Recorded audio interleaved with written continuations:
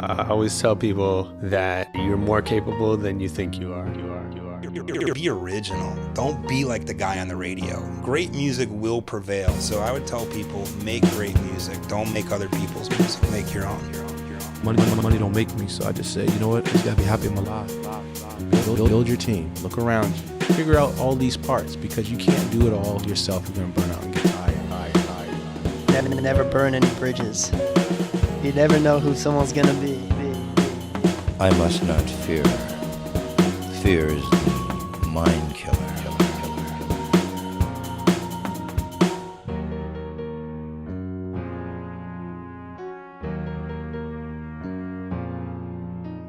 Welcome to the Indie Playbook, presented by Focus Noise, where we highlight independent music bosses, hustlers, entrepreneurs, and we break down their successes, failures, and life lessons.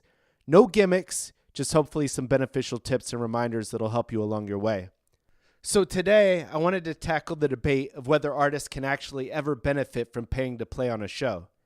If you're an artist, you've probably seen the countless arguments online.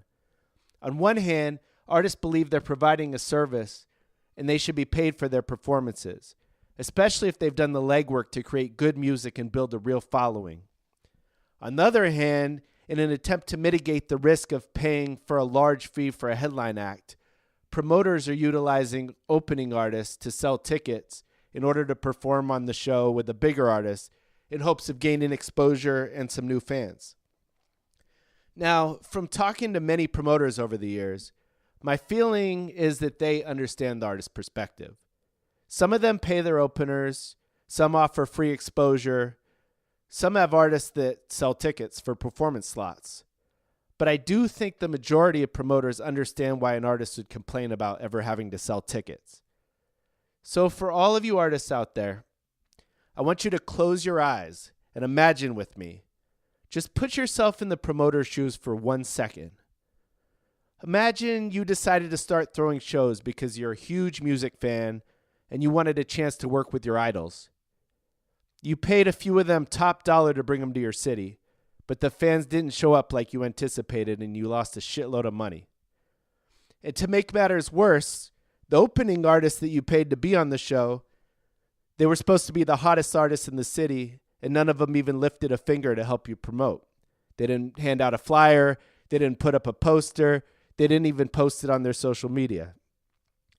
So you start to get a little more experience and you learn about fair pricing, what you should be paying artists, and you begin to book some artists with a bigger draw that could at least cover their guarantee, and maybe you could even make a few dollars on the side. Then as you grow, you're being priced out of shows by larger promotional conglomerates. So now you're dealing with AEG, and you're dealing with Live Nation, and you're dealing with some bigger promoters that can put in offers for multi-cities, meaning they could offer an artist shows in as many as 30 to 40 cities just in the US, and maybe more. So now you're dealing with that. And then you're trying to compete with club owners.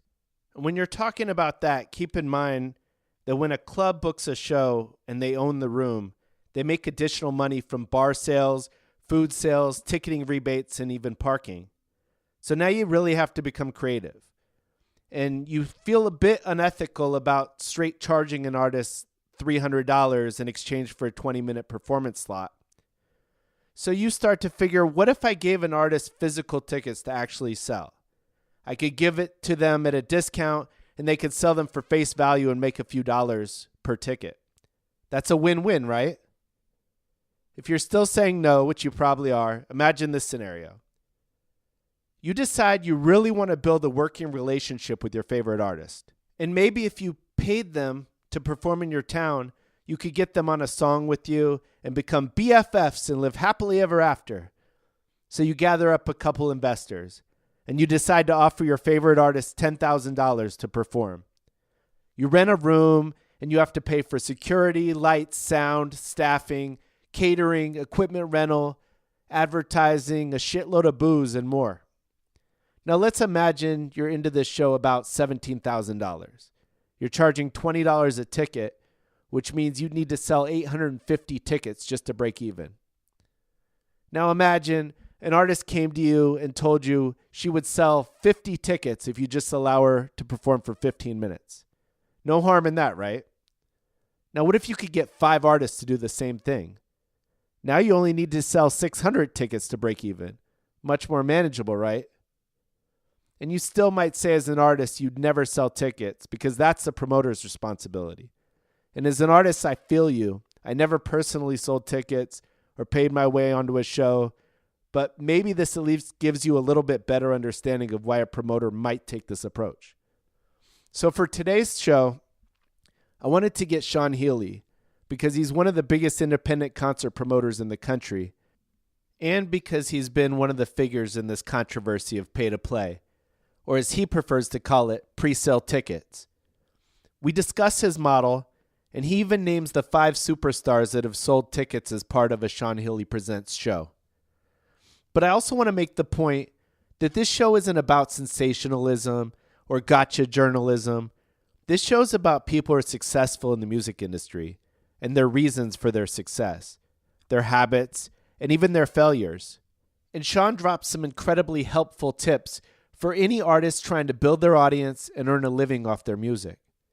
Also, I really consider Sean a genuine person who's honest and who I've enjoyed working with over the years. Just remember, all promoters aren't shysters, so you might not agree with his methods, but at least listen to his reasoning, and then you can judge from there. Also, if you enjoyed this interview, make sure you check out our first episode with Steve Lobel, the legendary manager of Bone Thugs and Harmony, Scott Storch, and more. Also, like us on Facebook at the Indie Playbook. But for now, enjoy the Indie Playbook, Episode 2 with Sean Healy. Would you say you're one of the largest independent concert promoters at this point? I would say that we're a unique company. I would say that we're probably, one of the most interesting independent concert promoters in the country, mostly on the West Coast, but we're in Chicago and New York and up in the Pacific Northwest as well.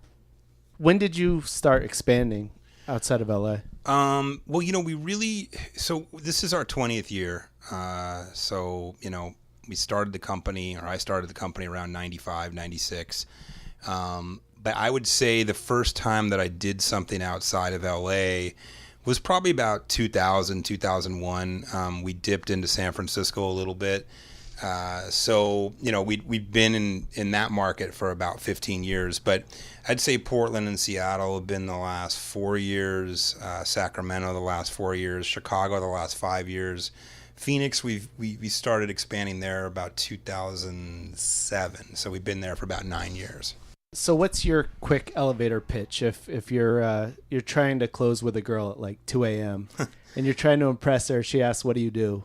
What I tell them now is that we have a concert promotions company, because when you say that you're a concert promoter, you sort of get labeled as, oh, you're probably the bottle service dude with all the chicks in the corner and high five and everyone. So I like to not have that stigma. So I always just say I own or run a concert promotions production company. That makes a lot more sense. Yeah, it sounds a lot right. better too. You're not the guy with the bleached blonde hair handing out flyers out front of the club. Yeah, and the silver shirt. So but I was at one point. Now I'm just older, so now it's like it's all business. Got it. So you started out as an actor. Can you give me just a quick background on what you did prior to moving to LA? Yeah, I come from an acting background. My cousin was Harvey Korman from the Carol Burnett Show and Blazing Saddles. So when I first was aware of him as a kid, I was in complete awe. And I knew that's exactly what I wanted to do. One day I was sitting on his lap in a hotel room in Chicago, and he was on the TV. And I looked at him and looked at the TV, and I was like, this is crazy, and this is what I want to do. So I studied acting. I was the guy in high school who was in all the plays. Did a lot of regional theater and got a scholarship to ASU for acting. And I went to ASU in the late 80s and graduated with a BFA in acting. At that time, they had a pretty renowned undergrad program. And then as soon as I graduated, I moved to LA, and I was ready for TV and film. What did you do to get a scholarship offer in acting? Well, I was fortunate on a lot of fronts. I was it was sort of known that I was a local actor at that point, and then I had a drama teacher who really went to bat for me with the ASU department. They kind of scouted me a little bit, I guess you could say, seeing me in my high school plays and stuff. So I was real fortunate that I had some good people behind me, and I got that scholarship. Otherwise, I was really trying to go to San Diego State with my high school girlfriend and be a sports broadcasting major, because I really liked broadcasting the sports. So when you got to LA, where did you see your career going? Well, it was interesting because while I was still finishing the BFA program at ASU, there were other actors in that program that were dropping out of school and moving to LA. And within a year, they were on TV. And so we were sitting back at ASU, doing theater and being broke and taking all these classes, all day and night. And then we'd turn the TV on, and there were these guys that dropped out, and they were on, 21 Jump Street and Jake and the Fat Man, just old shows.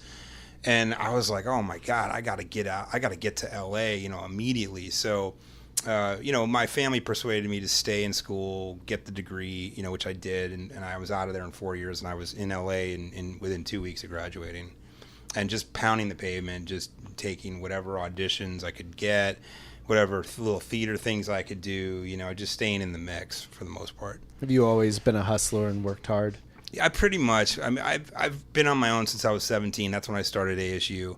But I come from a single family parent home, and I've always sort of had to fend for myself. So I'm sort of used to that, grinding in one way or the other. So you get to LA, and did you land any big roles right away or in the near future? No, that's the one thing, when people ask about, my education at the time, the one thing they didn't teach us was how to survive in LA and New York.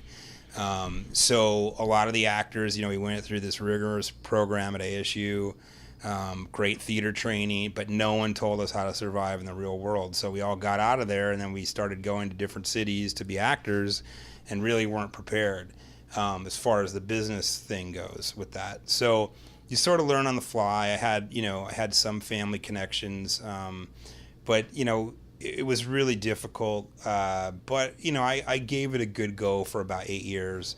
And got a few little tiny parts. So, I did like Unsolved Mysteries and Days of Our Lives, and You Can Catch Me in the Mask with Jim Carrey for about 10 seconds or 5 seconds. And then few little B movies and stuff like that, but never enough to call it a career. It was never a monthly paycheck. It was always a grind. Okay. What did you do to supplement that at the time? I did everything. I was a food delivery guy, data entry, educational theater programs within the high schools, retail, catering, you name it. I always found odd jobs to stay afloat.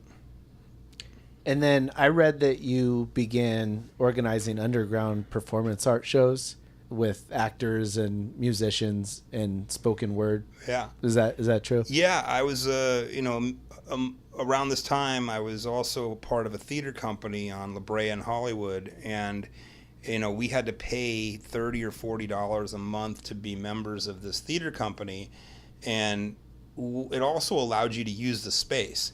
So they had this phenomenal warehouse space, and my thought process was like, well, $30 or $40 when you're broke as an actor is a lot of money, a monthly thing, So I was like, well, if I'm paying this money each month, I'm going to utilize this space when they're not using it. So there was, on Sundays, they never had anything. So I took the space, I created almost like an open mic type of show called the Poe Zone, but the acts were rehearsed and they had advanced time to prepare their stuff, and we would do it every other week and then once a month, and we ran it for about 4 years, and it was we called it a censorship-free environment for freedom of expression. So, we would have we'd have one act would be a gospel band, and then the next act would be a performance art devil worship act. And then we'd have like a 80-year-old former stripper reading poetry that she wrote during World War II. And then, so it was anything that anyone had to say, do, or perform, we gave them a forum for it. Wow. See, I love that because as someone who also came through the artistic side, just being resourceful, and when you get those opportunities, like you had a space to throw events, and I feel like the people who it sets them apart, the people who can think creatively and figure out different ways to create streams of income and not just wait for their opportunity to come. Absolutely. And I was frustrated because I was like, I got to give people an outlet to express themselves. If I can, I got to do it, because there's so many people in this town, especially that are artists, that don't have an opportunity to express their art, whether they're a singer, dancer, actor, performer. And I was like, if I can provide a stage, I got to do it, and it helped me too during that time, just to feel like I was being creative and productive in another format, instead of waiting for the next play or audition or whatever.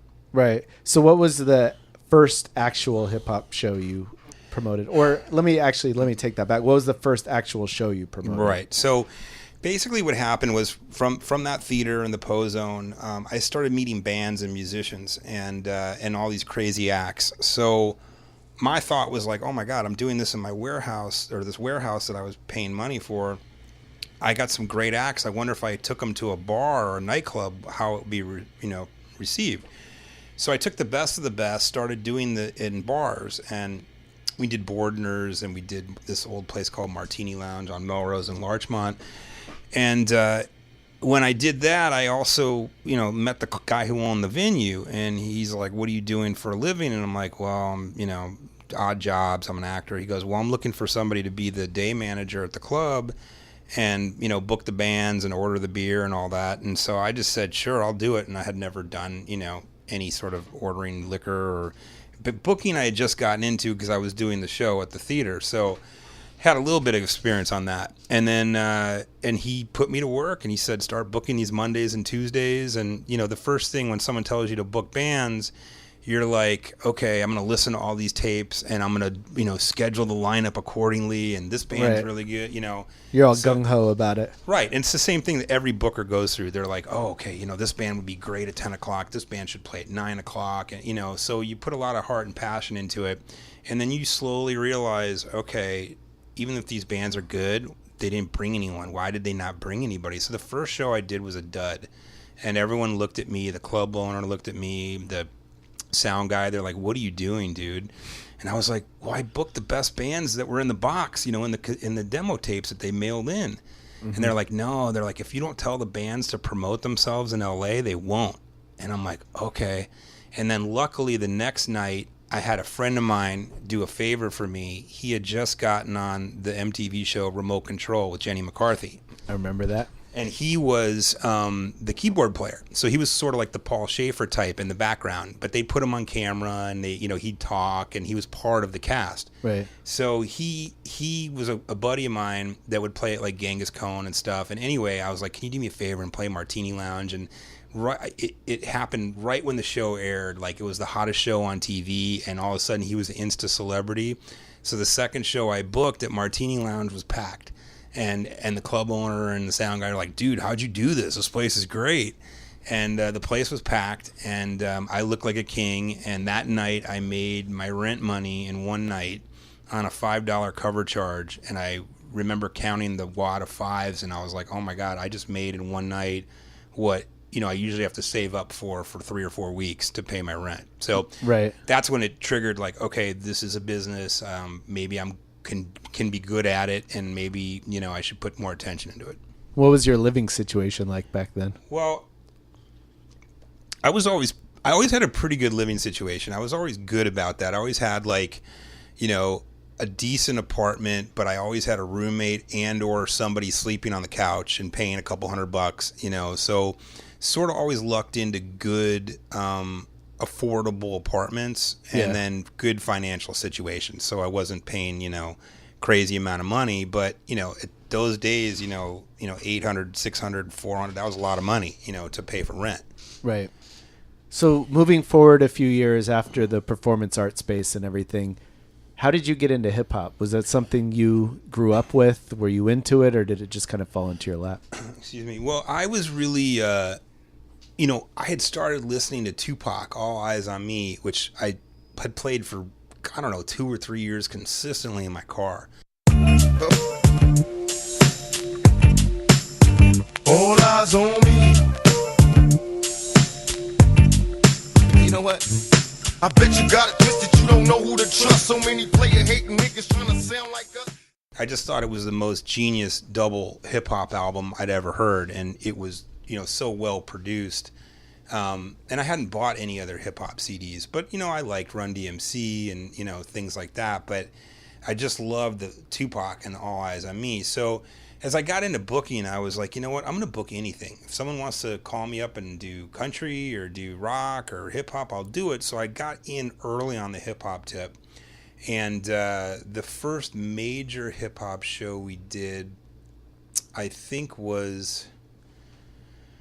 want to say it was Digital Underground was the first one. George Clinton is sort of how we got into hip hop. Okay. As I was starting this business and just doing local band booking out of my house, I met somebody in Chicago who was affiliated with P-Funk, and he's like, hey, I work with George Clinton. Can you do some shows with George Clinton?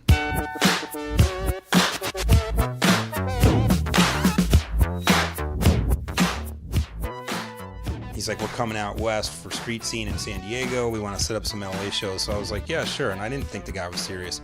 So I went back to LA, and then 2 weeks later, my phone rings, and this guy calls me. He's like, you got those shows lined up for George? Right. I was like, yeah, and he's like, cool. He goes, we're going to swing by your apartment and pick you up, and we're going to go down to San Diego for street scene. I was like, okay. So like a few hours later, this van rolls up to my apartment, another car, a whole entourage of cars. And sure enough, it's George Clinton. And we go down to San Diego. I had one employee at the time who was a friend of mine. We go down to San Diego, and the next thing I know, I'm on stage with George Clinton and P-Funk, and Shock G, Humpty Hump, is on keyboards. And I'm like, I remember Digital Underground, because I was listening to Tupac and all that. So, and then George Clinton's like, okay, you have to pay for the hotel rooms. So they made me pay for their hotel rooms in San Diego that night. For a show that wasn't my show, but I was just sort of got stuck with the bill.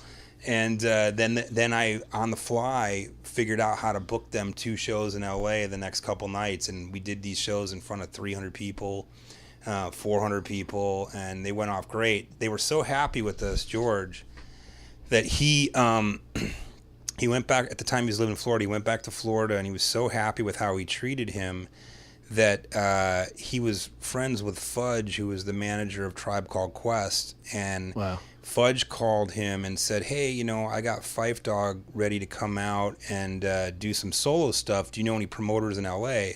And George Clinton recommended Fudge to us. So it was actually, Phife was the first hip hop show. Wow. And then this guy Fudge called us, and I remember I had an intern at the time who was a huge Tribe Called Quest fan. I'm like, dude, it's some dude named Fudge from Tribe Called Quest. He's like, oh my God, that's Fudge. And I'm like, okay. So what year was that? I'm wondering, because I was down here around 2000. Was it a 2000? It was at the El Rey? No, mine was before that. Oh, okay. A year or two before that. Okay. The actual poster in this office that's out in that room there, I actually made that poster. It's the only one I've ever made. I think it was 2001, I want to say. And we did him at Martini Lounge, and then we did him at Lush in Santa Monica, which was like at 20th Street in Wilshire at the time. Mm-hmm. So we pulled off the Phife Dawg shows, and then he started telling people, and then that's how we got with Digital and Tone Loc and all those guys. Coolio, started working with all of them. So do you think you did anything specific to stand out in these guys' eyes, George Clinton's team specifically, that they could see, this is someone we want to work with? Yeah, because I'm not your prototypical hip hop guy, a hip hop promoter. Right. When you think hip hop promoter, people have different visions of what they are. I was just this kid. Well, I was in actually my 30s, but I was just this guy who was super honest, super thorough. And to this day, we just try to we try to make a good show happen. We're not out to rob a bank every night. We certainly don't want to lose money. Right. But we care about the show. And I think that's what these hip hop guys saw. And they also saw that, we handled business and they got paid and they got their deposits and there were people at the shows. Right. And we used our various methods over the years to make sure that there were people at those shows. But that's sort of how it all happened. And then, all these years later, we've been fortunate to do a lot of current artists' first couple shows, which, has been a blessing. Right. And just to expound on what you're saying, I've known you basically since I got in as an agent when I was at IAA. And that was one of the things I was able to appreciate about you, because you were one of the first people to take my calls. But I've always been able to have an honest conversation with you. I never have to hit you with a higher price. You're never going to hit me low. Yeah. And I appreciate that, because there really are kind of a handful of promoters that I feel that way about. I appreciate it. And I feel the same way too. I mean, this business, there's so many different egos, and you just have to sort of weed your way through everything to see who's real, who's not, right? Who, thinks they're bigger than they are, who's smaller than they are. You just gotta, unfortunately not everyone is straightforward in this business, and you have to do a lot of weeding out, and right. It's time consuming, and and again, like I said, there's a lot of egos in this business. I think it gets easier as you go along, though. It definitely has. Figure for out us. what to look for, basically. Yeah, it definitely has for us, because now we've been around for so long. So it's we've done thousands of shows, and everyone's gotten paid, and everyone's performed, and everyone's hopefully had a good time. But in the beginning, we had to take a lot of risks, because no one really knew who we were, and we're sending out deposits and doing deals with guys we don't really know, and we're doing handshake deals and right. Stuff like that. What's the biggest mistake you made at the beginning that you really learned from and took with you to this day? Well, I wouldn't call it a mistake, but I would say that not doing enough research on things 15 years ago or longer, but we had the opportunity to do Kanye West's album release party for was it College Dropout, the first big one? Yeah. Okay. So we had the opportunity to do that, and we didn't know who he was. I couldn't pronounce his name. We were in hip hop, but at that point we were just sort of doing the old dudes. So we didn't know who was on the up and coming. We were booking rock bands at Viper Room every Saturday night. So we were kind of in a different world than we are right now. So they weren't pitching you on Kanye's production credits or anything, like the stuff he'd done with Jay-Z? Not really. And if they were at that time, I didn't know enough about it, and we didn't have the personnel that knew enough about it. We were still, like I said, booking a lot of rock and then the occasional classic hip hop show. Right. So, and there wasn't really social media back then. So, now of course you can find out who got what for Instagram or Twitter or whatever, but back then you didn't. So we missed on that. Do you remember what they were asking at that time? I think it was like $3,000 or $4,000. Wow. And then we also got hit up to do Lady Gaga at Temple Bar in Santa Monica. And it was a DJ set, and she had a DJ with her and a CD, and she was just going to perform like 6 songs or something. Again, I think it was $2,000 or $3,000, and we passed. Wow. Yeah, we passed on that because we didn't know who she was. Right. And then more recently, we were supposed to do a show with Merle Haggard in January of this year at the Celebrity Theater in Phoenix. Mm-hmm. And the Celebrity Theater in Phoenix has a 360 rotating stage. So the agent was like, we were very close. We're about to sign off on it. The agent says, Sean, he doesn't want to play in the round because he's older now and it just messes with him. So can they do the show without the rotating stage? And I was like, yeah, they can, but we're going to lose 1,000 seats. And, we have to lower the offer. And he's like, no, they won't do that. They want the same offer. I'm like, yeah, but we're going to lose 1,000 seats. And we should have still done it because we still could have made it work and to at least break even. but we didn't. And then Right. he passed away 2 months later or whatever. So Yeah. that's a regret. Okay. So what's the most creative thing you've done to help brand your business? Well, it's a little different. Like, again, before social media, we had to do crazy stuff. So we would make these marquees out of the plastic stuff you see at the Roxy or whatever. Right. I would go to sign shops and I'd have them make a Sean Healy Presents logo measured to the marquees at the Viper Room and the Roxy and all those places. And then when we did a show there, we'd come in and put our marquee thing up on there. So we always did that. And we would always hang a banner on the DJ booth in the background. And we stopped doing that about 4 years ago. But I have all the old shows, the Kendrick Lamars and the Big Seans and the J. Coles and all that stuff where they're performing in front of the Sean Healy Presents banner in the background. And I'm really glad I did that back then. Yeah, that's pretty amazing. And we have Dr. Dre in front of the banner, Snoop Dogg. So like but now we've sort of more established, and I don't really try to put it in too many people's, cram it down their throat. But we did at that time frame do that, and we do have all that footage and pictures. Right. I was going to ask you about Kendrick. So you've been there since the beginning, since he was more of almost a local artist at that point. Absolutely. What did you see from the beginning who could have really guessed it would be this big, but what did you see from the beginning that you think stood out about him? I think from the Kendrick standpoint, I always liked his intonation. I liked his rap voice. And then he obviously had really good energy around him. So he was an energetic, positive kid, and it was no nonsense. And then he had a unique vocal quality, which he does. Okay. Totally different topic, but have you taken anyone under your wing, and what have you taught them? What's the one lesson that you really made it a point to teach? Well, we've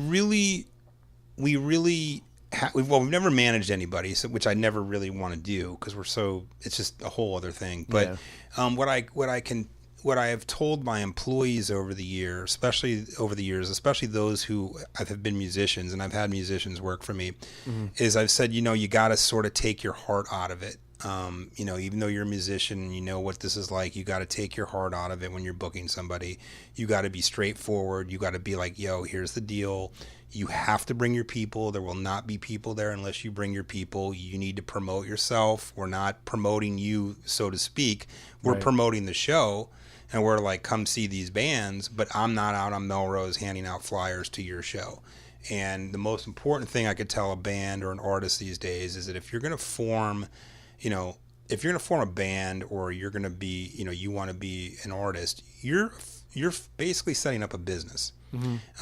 And you need to take care of your business, your brand, be organized, and treat it as if you're opening a small business or big business, whatever it is. Right. You cannot expect people to do things for you. They just won't. They will once you make some money for someone. They'll be all over you. And that's a good point. For the people who actually have some pull in the industry now, it has to be worth their while to put in that time from the beginning with someone who hasn't built the fan base yet. Absolutely. But you just really got to go grind it out. No one's going to give you anything in this business. They just won't. You have to earn everything. And, the record labels are gone for the most part. People aren't getting signed out of shows anymore. So you really have to, from everything from your merchandise to how you handle yourself on the road to how you handle yourself at the club, everything's got to be on point because no one's going to do it for you. Right. Is there anything that, if you were to tell a young artist one thing that they should focus on, is there one thing that you could pinpoint? Well, aside from their music, again, I would say just being professional. It goes so far, especially if you're going to play live. You got to be professional. You got to be polite to the promoter, to the venue owner, to the sound guy, to the door person, to the security guard. It goes so far. So that's what I would say. And I would say if you're performing live and you got an extra $5 in your pocket, give it to the sound guy, because that sound guy will make you look like $1 million for that $5. That's a great tip. Yeah, because you figure how many bands do the sound guys see a week? You're just another number to them. But if you're nice and personable, and if you can tip them something, they'll remember you and they will give you the best sound and lights, and you'll have a great show. That's great. I would take that one to heart for sure. Yeah. So you've developed, I guess I'd say, a little bit of a controversial business model with some of the artists. Would you call it a pay-to-play model? Or? Well, it's really, our business has changed. So in the beginning, the company was set up as a local band booking service. This was like a call-in service. Once I realized what I was doing and this was going to be sort of my career, I basically set up central casting for local bands. Mm-hmm. So you would mail us your tape or your CD back then, and we would call you, and we already had nights reserved at venues. So we would say, hey, your music's great. Do you want to play Molly Malone's? Do you want to play the Martini Lounge? And they'd be like, okay, cool. And then we'd say, all right, so what's your draw? And they'd be like, well, we could do 20 or 30 people. So if they could do 20 or 30 people, we'd put them in a small room. If they said, oh, we can bring 100, and then we did some research on them, we called other clubs, and we'd put them at a bigger club. Mm-hmm. Now, initially, we weren't on the Strip when the company started. We basically did all the clubs that were off the Strip because I was like, oh, I'm doing the spoken word stuff. I don't want to get involved in all these big rents and all this. I want to keep it all PC. So, I was doing smaller spots, but then my one employee, he was working at the Roxy. He's like, dude, we got to rent out the Roxy. Here's how you do it. We have bands selling tickets and they get on these bills and they turn in the money. And I was like, okay. So we started renting big places. And then when we got into thousands of dollars of overhead is when we were like, okay, well, we got to protect ourselves. So we got to make sure that this band does 40 tickets, this band does 50 tickets and all that. So that's how it started. Right. And continued for many years. Now, really, what we're doing are like headlining shows, as you know. So we're buying talent from $1,000 to $50,000. So we're not doing as many pre-sales as we once did. But if we can put a local band on a big bill, then they have to do tickets, of some amount of tickets. Right. Do you make exceptions for any artists who have their own draw locally that they can prove it to you? We do. It's difficult because, LA is a funny town. Live music is definitely not the strong point of LA. It's a movie town. It's a see and be seen town. So local music's tough. And it's really, you really have to grind it out here and you really have to promote the heck out of yourselves. Will we do a door deal? Yeah, we will. But when we're buying a big band, like let's say Lupe Fiasco. So if we're buying Lupe Fiasco, we're doing a show for $25,000, $30,000. We're not going to take your word for it that you're going to bring 50 people or 100 people. Right. So, we just can't. But if we're doing a little show at Los Globos and it's a little local show and we're doing something at the Mint or whatever, where it's low risk, then we can. Then we'll say, okay, cool. Let's do a door split. Let's split the money or whatever it is. So we'll work situations out. We don't like the term pay to play. We like the term pre-sale tickets. In the old days they did pay to play, and they literally did pay to play. You show up, you give me all this money, you go on stage. If you don't give me the money, we take your gear. Right. That's what happened in the 80s, with gangster. the hair bands. Yeah. So, our system's a little different. You definitely you don't come in here and pay us all this money and then we give you tickets. It's not how it works. We do a pretty thorough contract. We do an interview with you. We check your music out. We basically make sure that all the checks and balances are there with us so we feel comfortable with you. Right. You put down a small deposit, you get all your tickets, and then you turn the remainder of the money in the day of the show or the day before the show. So we give you time to get those tickets off. And then we give you extra tickets so that you can profit on or give them away or whatever. So we never want anyone to lose money on a show. We don't want you to go out of pocket. We don't want you to quote unquote pay to play.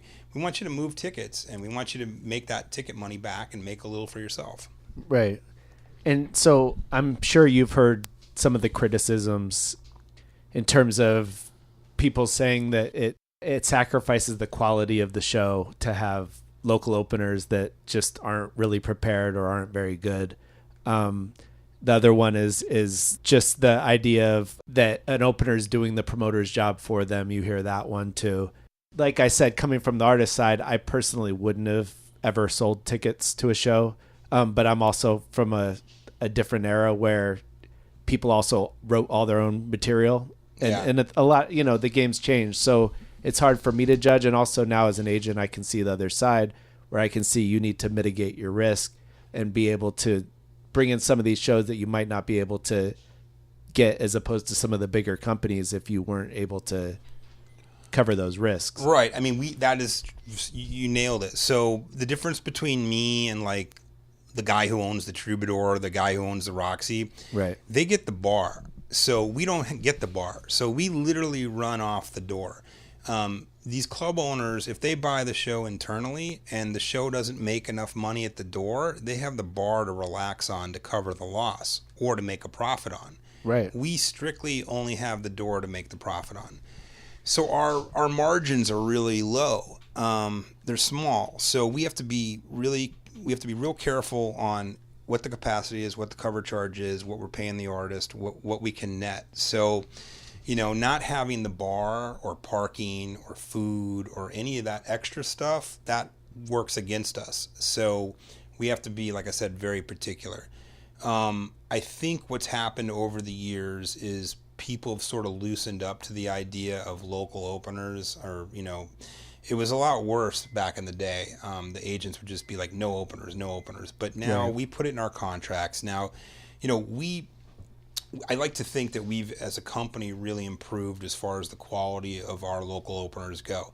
There definitely was a time where we weren't as quality control as we are now. I think that's because we can be more selective now because we have better shows. Right. But back in the day, there were shows where maybe the quality wasn't all the way up. Mm-hmm. But now I think we've sort of fixed that, and we like to work with people who we've worked with before who understand our process. We're only putting local openers on these shows if the headliner isn't selling out. So that's really the basic, that really comes down to that. So if the guy that I'm giving $5,000 to isn't going to sell out the Roxy, well, then I have to figure out how to sell the Roxy out. Right. And that could mean me doing a ton of Instagrams or doing Fusicology or doing Twitter or whatever. Yes. Or that could mean me putting a local act on who's really excited to open up for that headliner and selling 50 tickets at $20. Right. So there's different scenarios, but it's definitely a part of our business. But it's, as of the last couple of years, it's not the main thing anymore. It was back in the day, but now it really isn't. Now it really is pushing the headlining concert and getting those tickets on sale and getting radio and getting, other entities involved. Have you seen this method work for any artists that really got out and hustled and got on a lot of these shows and sold their own tickets and then were able to create their own following and build something that has taken it to a different level? Well, I can give you 5 names of artists who went through our company who sold their own tickets. That's great. Kendrick Lamar, okay, YG, Sarah Bareilles, and One Republic. It's pretty good. It's a pretty good list. That's 4. And then Big Sean. So that's 5. So yes, even these artists, when they were emerging, they hadn't been signed yet, they were adamant about their shows being packed, and either they or their management companies sold the tickets to make the show work. I remember we had Sarah Bareilles at the House of Blues, right, when she was about to get signed, and the manager was just like, look, give me those tickets. We're going to pack that place.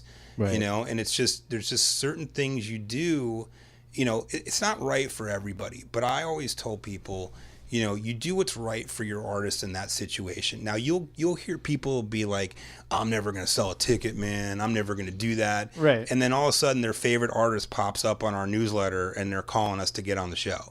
So, it's a fine line. People should get on stuff that they think is beneficial to them. Right. Clearly, Sarah Bareilles playing the House of Blues that night was beneficial. She had just signed her deal or was finishing her deal. One Republic we would put on at midnight at the Viper Room. We did some of their showcases at the Viper Room at 3:00 in the afternoon.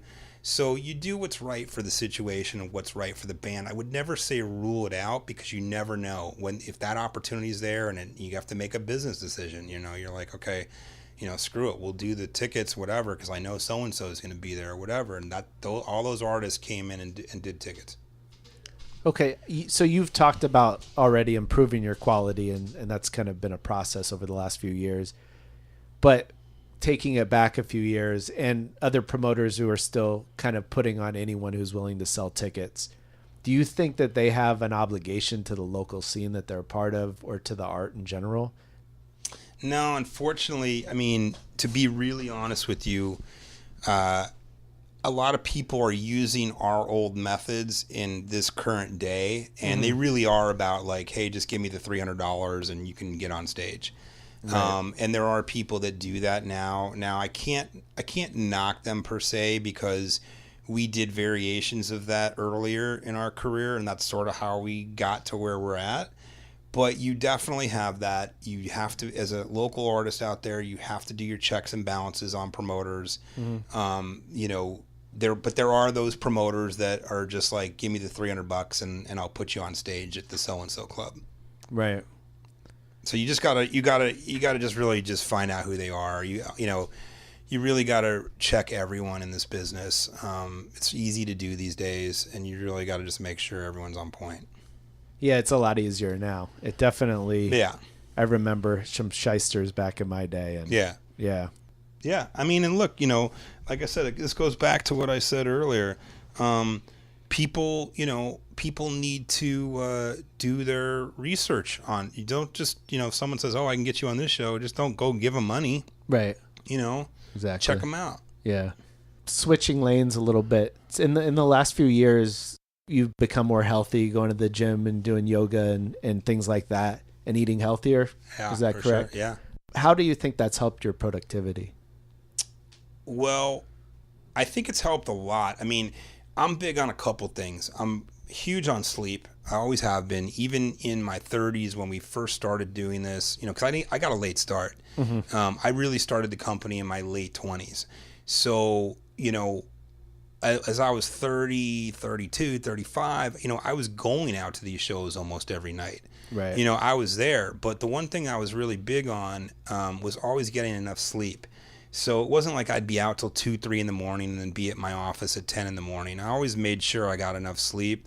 And then, you know, I'm getting older, so you want to take care of yourself. You want to be able to go to the shows when you can, fly around and check in on the different markets.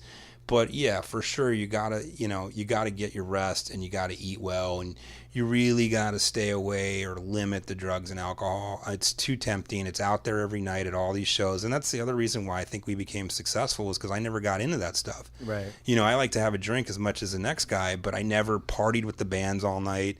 I just didn't do that, you know, because I knew I had to be at my desk in the morning. Right.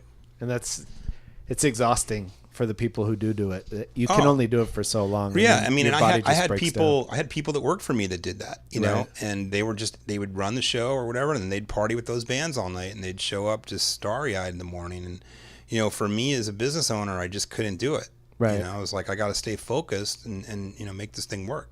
How many hours do you get of sleep every night? About 8. Yeah, I go to bed about 11:30, get up at 7:30. Okay. Yeah. And do you have a morning routine when you get up?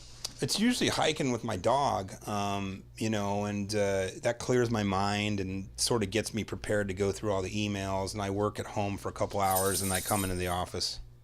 Do you have like a certain breakfast that you eat every day, or? Yeah, yeah. I mean, well, I usually eat. This shows how OCD I am. I eat oatmeal every morning with 5 strawberries. Really? And then 2 cups of coffee. Okay. Is there a reason 5, or you just? I don't know. I think I read somewhere that 5 strawberries a day are good for you, so it just stuck with it, and that's what I do. I have weird stuff like that too. It's really weird. Yeah. Do you have any other morning practices like meditation or journaling, or do you take notes or anything like that? I don't do that, but I have a couple little rituals. I have this is a good one that I don't tell a lot of people. Okay. There's a book, a Bill Graham book, The Promoter. And it's on the side of my bed. And when I get out of bed every morning, I look at the cover of that book, and I'm like, okay, I gotta rock today.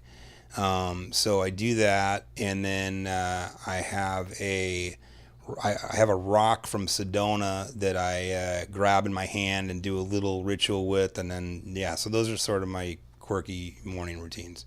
That's cool. Do you find having specific routines is helpful? Specific habits? Does it help your productivity at all, or is it just kind of superstition? I think it's superstition. Okay. I mean, maybe it does. You know, maybe in a supernatural sense, there's forces that are like, hey, keep doing this, or we'll keep taking care of you, or whatever. But for me, I think it's more of a ritual. But it is important to come into work with a positive attitude every day and be focused. That's the key to the whole thing. If you could choose one thing, being content, rich, happy, or famous, what would it be? Content, rich, or famous? Or happy? Oh, I would say happy. Yeah. Yeah, I mean, I'm generally happy, but I could be happier. Yeah. Do you have any tools that you use to help you stay motivated and on track? Like any other books or podcasts or digital tools? Not so much, but yoga definitely. I do like to sort of, I'm a huge Chicago Cubs fan, so I can sort of peace out while watching a baseball game, if that makes any sense. And I can calm down watching a game, and it sort of, affects other things in my life. So good things, just, I guess it keeps me in a competitive mode. But, I think really you got to just have basic human understanding. You got to, I live my life with I give everyone the benefit of the doubt until proven otherwise. Right. I will trust you. I will give you anything I can give you. But the minute you do me wrong, that's when I check out. Right. And I never come back. And so that's sort of how I approach things. That's good. So it seems like you're very goal oriented, just kind of seeing throughout the years you've grown this business. Do you set specific goals, and how frequently do you do that and check in and make sure that you're staying on track? It's an interesting thing because, I had set all these goals for myself at 35 and 40 and all that, and I don't think I really hit any of them. Right. So I don't really know. I just take it day by day and try to do the best that I can. And, I wish I could say, yeah, my goal was to get married and have kids and make $1 million. That would be great. But, that didn't happen or hasn't happened. So, my goals are to have a successful company, to be happy, to have good family and friends, and to create great shows musically. And there's nothing like having the satisfaction of that, where the whole room is just enjoying the artist on stage and the artist is enjoying it. That energy, you can feed off that for days, and then on to the next and on to the next. Right. If you could go back and tell your 35-year-old self something, what would you tell yourself? I would tell myself to just sort of slow down a little bit from being present at the shows. Because I learned this around that time. If I'm at a show, I am not changing the outcome financially of that show. Right. Whether I'm there or not.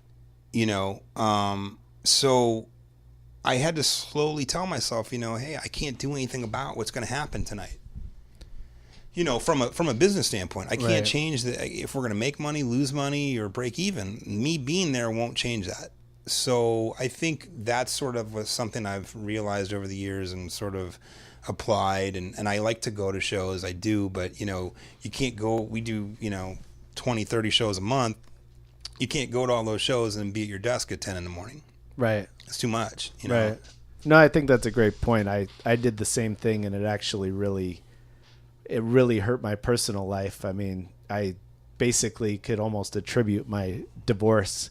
My first marriage kind of crumbled because I was out what I thought promoting my brand and out trying to, connect with people, and eventually it kind of comes back to bite you. People aren't going to really stick around. No, it's totally true, man. You got to take care of yourself, and it's intoxicating being at those shows and seeing those artists and being in that environment. But if you don't have to be, it's better to just work on the next show in a clear state of mind the next day.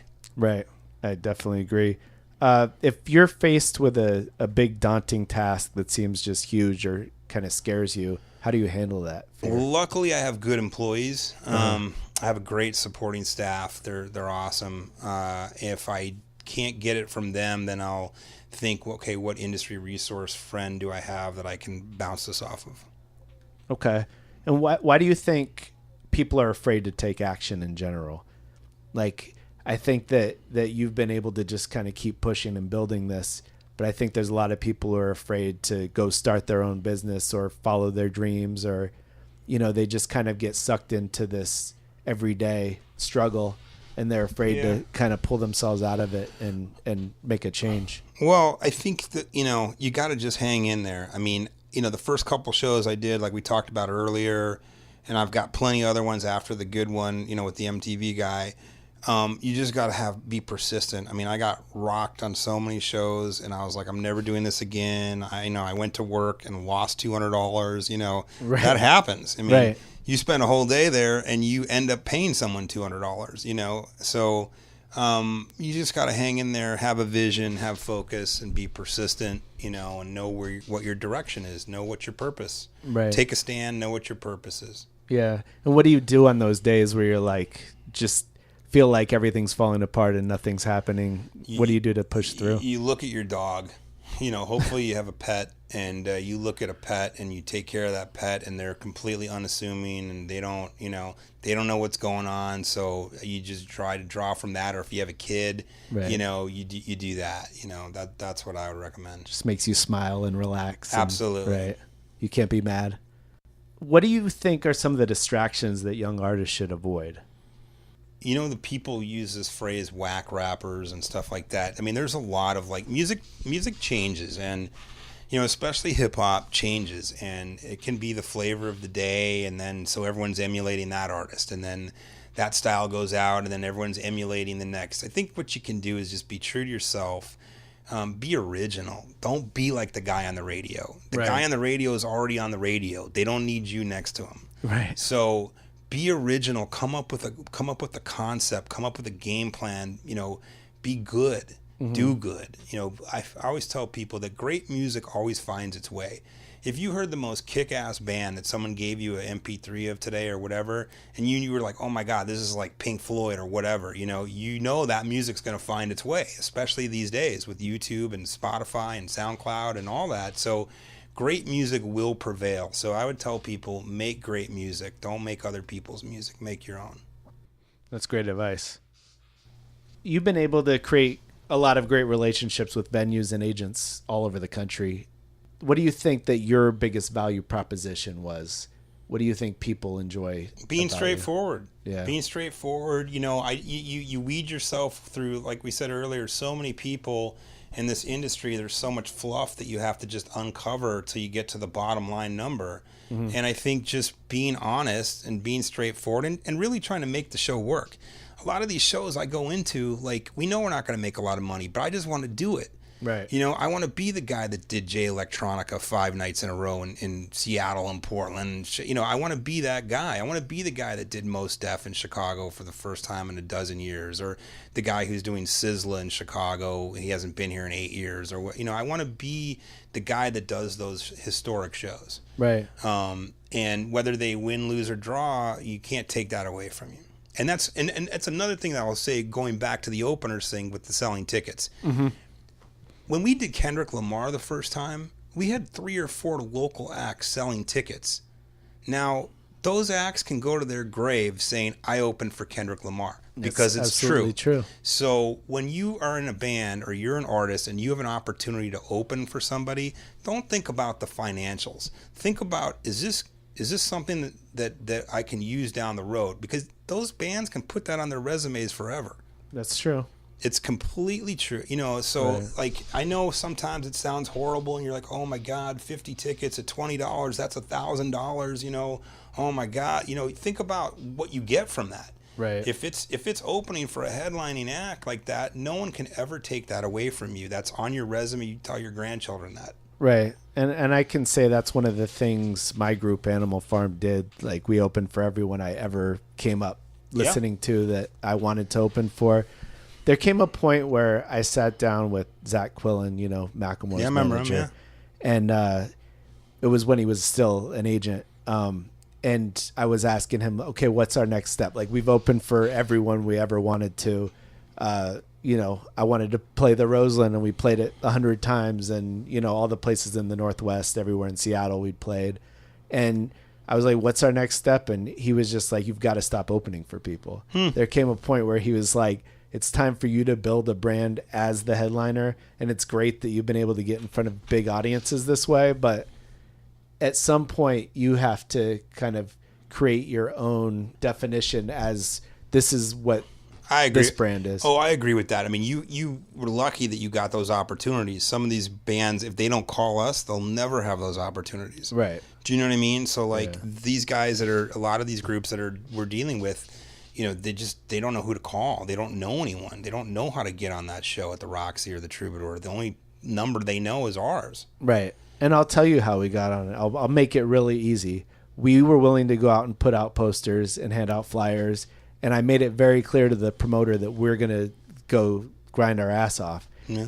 And, you know, they saw it happen time and time again. So we became the people they would call. Yeah, you delivered, yeah. Yeah, team. It's really not hard. Mm-hmm. You know, and I always looked at it like our name is on a big poster next to a huge act. And you're putting up 500, 1,000 posters all over the city. Why would you not want to do that? Exactly. So this is kind of the last section of questions. I call this the encore. Okay. What's the worst part of your job that no one in their right mind would ever want to do? Cancel a show. Call the acts, especially the local acts. Tell them the show is canceled. Let the club know the show is canceled. All that stuff just sucks. How do you deal with that? I mean, we've done it so many times. Unfortunately, in this business, canceling is a part of it. It's a small percentage, but it definitely happens for various reasons. Artists get sick. Artist, gets injured. There's a snowstorm. They can't get on their flight. They get arrested. You know, there's all sorts of scenarios. So, you know, canceling a show sucks. That's probably the worst. Yeah. When I started out, I remember kind of being scared of making some of these calls when you had to deal with stuff like that. And I've just found the best way to deal with it for me is just like do it that second. Don't even think about it. It's you can't let it. I mean, and sometimes, you know, you have to cancel a whole tour and you're calling 20 promoters saying, hey, you know, I'm going to return all your money. The show's not happening. And you're just like, ugh. And it'll eat you up. Yeah. Yeah. It absolutely. And it just sucks. You got to sort of become immune to it. It blows, but it's definitely, you know, it's a factor in our business. Right. And we had that the first time through with Sizzla when he couldn't get into the country and had to call all these promoters all over the country. So what's the one tool that you use for work that you couldn't live without? A calculator. Ironically, you know, when I went to ASU and got that degree in theater, at that time they said, if you want to be a BFA, you have to take, or they said if you could be a Bachelor of Arts or Bachelor of Fine Arts. And I said, what's the difference? And they said, well, if you're a BA, you got to take 2 maths, 2 sciences, and a foreign language. And I was like, okay. I go, what's the BFA? And they said the BFA is an intense program. You audition every semester to stay in there. You have to take 1 math, 1 science, or a combination of the 2, no foreign language. And I was like, well, that's for me. So I took BFA, which turned out to be great. And I never took a math, graduated ASU without taking a math. And math is all I do every day now. So a calculator is what does it. It's funny how it works. I also said I'd never be a salesman, and that's what I do every day exactly. now. If you had $1,000 promotional budget for a show, what do you spend it on? I think these days you do it on a Facebook ad buy, and you do maybe a mass mailer. Maybe like we use Fusicology out here a lot, which we think's good. But you do social media buy over radio buy, I think. Right. So meaning you're targeting people in that specific area, fans of the group, fans of similar groups. And you hope to, you know, they see it on their phone, basically. Right. And when you talk about Fusicology, they have a huge email list, obviously, that's pretty targeted to your type of audience. So you pay them a specific amount to include you in their blast, right? Right. We do that. And then, you know, internally, we have such a large database that we can do our own internal blast for our shows. So we can go, okay, we're doing an old school hip hop show with Warren G. Well, let's go back to all the Warren G shows we did and target all those ticket buyers. Do you collect emails when people buy tickets every time? Yeah. Every single buyer of every ticket? Yeah, pretty much. Wow. So how big is your email list at this point? It's around, it's about 40,000, I think. Okay. But it grows every day because every time, you know, someone buys a ticket, we get that data. So we try not to blow them out, but we have it. So the next time that artist comes around, we can email them. How important has that been for you to be able to collect that? Pretty big. Yeah. I definitely think it's big, yeah. Yeah. Knowing everything you know now, do you feel like following your passion is good advice? Yeah. I think everything happens for a reason. I followed my passion in my 20s. It didn't work out, but I felt comfortable with, hey, I gave it a shot. I don't know what the business would be like had I done this in my 20s. There may have been too many temptations. I may not have been as business savvy. It's a different deal when you're 20s in Los Angeles, Right. So I think everything happened for a reason, and getting a late start in this, helped me have a better business perspective. So do you have any regrets? Just those shows I mentioned. Just not doing Lady Gaga, Kanye, or Merle Haggard. That's not that many regrets considering. Well, show regrets. Those are show regrets. Right. Yeah, I mean, those are the biggest ones that stick out, passing on stuff like that. I mean, there's obviously been shows we've passed on over the years. Yeah. If you had to start again without your network, but knowing everything you know now, what event would you attend and how would you approach potential industry allies? Well, probably like a Polestar convention or, one of those things. Yeah. Concert convention. And how would you approach people? Knowing what I know now? Yeah. Well, just being, trying to help people out, Right. from years of experience. I mean, you only learn in this business from the experience. You only learn by losing, to be honest with you. As being a concert promoter, you only learn from losing. Right. Everyone loves to win, and you can learn from winning, like, oh, wow, I won, the show did great. But it's when you lose is when you can really go back to the lab and figure out, okay, why did this show lose? What did I do wrong? What judgment call did I make? Why did I pay this artist this much? You can go back and try to dissect it. Right. Well, I think you also touched on just a little point in there that I think is a gem, is you approach people trying to help them out. And I think a lot of people who are just kind of getting into this industry or young artists, they approach people in a selfish way. Like, what can you do for me? Like, I want you to help me with this, instead of just coming to them like, what can I do for you? Yeah, I mean, that's the one thing. Like, we're not haters. We never have been. We like everybody. We work with everybody. There really is very few venues or cities that we don't work with. We really work for the most part with everyone, right? Including Live Nation and AEG. So we try to do things with other people and try to think long term. Right. Okay, if an evil dictator took over the world and banned all art, but allowed each person to keep one album and one book, which would you choose? That's a good one. So the book, I guess the book would probably be My Life in Rock and Roll Inside and Out, which is the Bill Graham book, biography. Mm-hmm. It's a big, thick book. I've read it 1.5 times. And then musically, I would probably bring,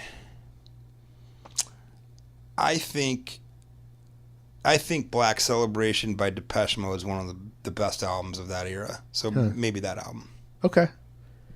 And if you had to start your career again, but you only had enough savings to last you for 1 month, what would you do to start earning a living within 30 days?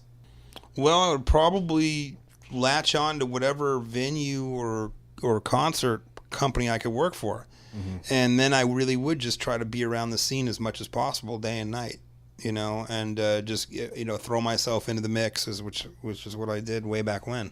Right. Okay. What excites you most about your life right now?